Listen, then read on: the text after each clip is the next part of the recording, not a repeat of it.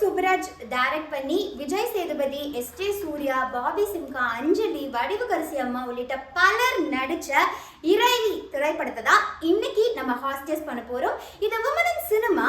நான் உங்கள் பாரதி. குரு குரு குரு குருன்னு அவங்கள ஆக்வர்டா பாக்குறது அண்ட் அவங்களுடைய பெர்மிஷனே இல்லாமல் அவங்களுக்கு பின்னாடி லவ் பண்ணுன்னு அவங்களுக்கு பின்னாடியே சுற்றி அவங்கள பயங்கரமாக டார்ச்சர் பண்ணுறது, அவங்கள கேலி கிண்டல் செய்கிற விதமாக அவங்கள பார்த்து சொல்லக்கூடிய செக்ஸியஸ்ட் ஜோக்ஸ் அண்ட் அவங்கள குறிக்கிற பேட் வேர்ட்ஸ், இது எல்லாமே ஹராஸ்மெண்ட் தாங்க. என்னதான் அருள், யாழினி இவங்க 2 பேரும் ஹஸ்பண்ட் அண்ட் ஒய்ஃப், இவங்க 2 பேரும் ஒருத்தங்க மாற்றி அடிச்சுக்கிட்டாலும் 2 பேர்த்துக்குமே இந்த படத்துல ஈக்குவல் இம்பார்ட்டன்ஸ் கொடுக்கப்பட்டிருக்கு. ஒரு கணவன் மட்டுமே மனைவி அடிக்கிற மாதிரி காட்சிகள் இதுல இல்லாதனால ஹராஸ்மெண்ட்டுக்கு நம்ம தரக்கூடிய பாயிண்ட் 1. பெண்களை காட்சி பொருளாவோ இல்ல கவர்ச்சி பொருளாவோ ஆடியன்ஸை என்டர்டெயின் பண்றதுக்காக மட்டும் இந்த படத்துல அப்படி யூஸ் பண்ணிருக்காங்களா அப்படின்னு பாத்தீங்கன்னா இல்ல. ஸோ அப்ஜெக்டிஃபிகேஷனுக்கு நம்ம தரக்கூடிய பாயிண்ட் 1. வடிவுகரசி அம்மா படத்துல நடிச்சிருக்காங்க. என்னதான் இவங்க படம் முழுக்க பெட்ரிட்டனாகவே இருந்தாலும் அவங்களுடைய பசங்க அவங்களுக்கு ஒரு ஆறுதல் வேணும் அப்படிங்கிறப்போ வடிவுகரசி அம்மா கிட்ட தான் வராங்க.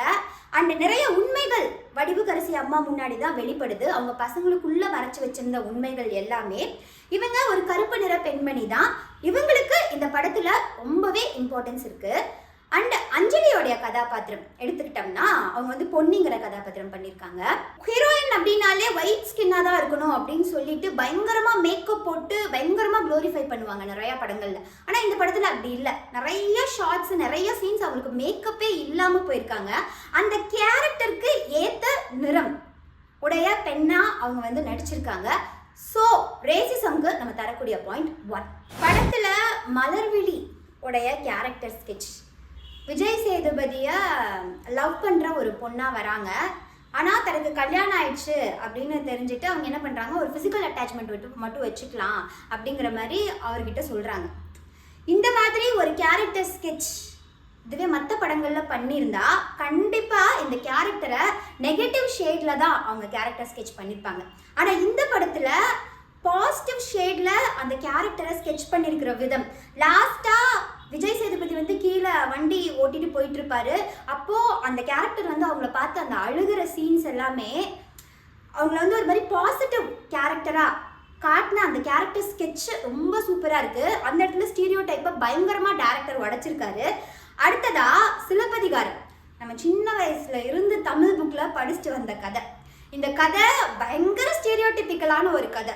இந்த கதையை எதிர்த்து யாராவது கொஸ்டின் கேட்பாங்களா அப்படின்னு பார்த்துட்டு இருக்கிற டைம்ல இவங்க இந்த இறைவி படத்துல பாபி சிம்கா இதை எதிர்த்து ஒரு கொஸ்டின் கேட்டிருக்காரு.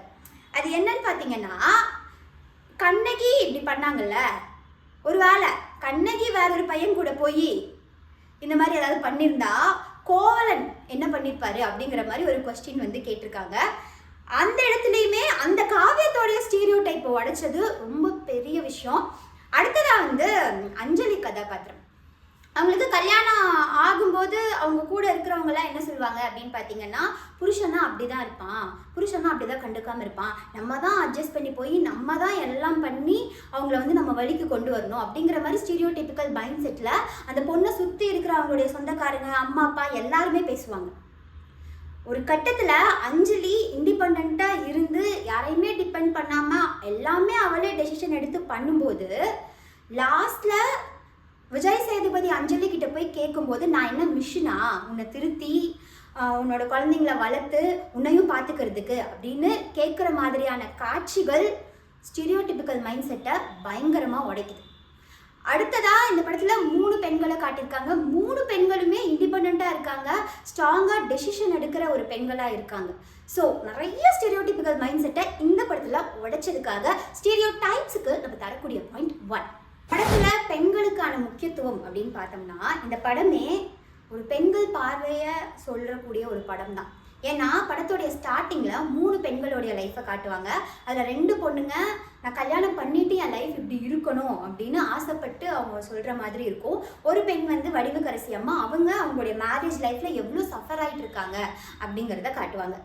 இவங்களுடைய ஜேர்னி தான் இந்த படமே. இவங்களுடைய ஜேர்னியில் என்னெல்லாம் நடக்குது, இதுக்கு நடுவில் வர ஆண் கதாபாத்திரங்கள் என்ன பண்ணுறாங்க அப்படிங்கிறது தான் படமே.